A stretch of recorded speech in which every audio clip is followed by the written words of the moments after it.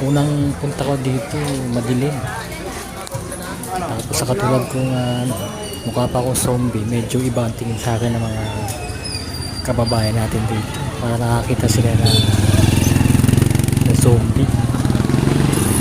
Dahil isal tayo. Sama. Ama, bigyan niyo akong dito ako bumibili ng sakurat at nagustuhan ko lasa ng sakurat. Sabi ko sa kanya, bigyan niyo po ito itong lugar na ito na bagong liwanag.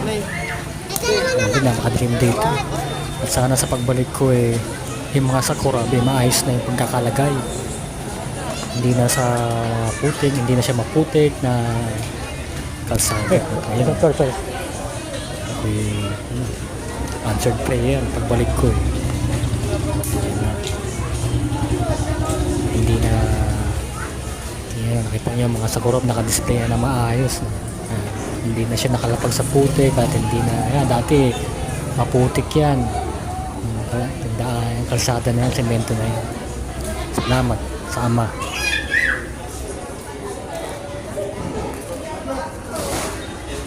Magkano sa sakurop?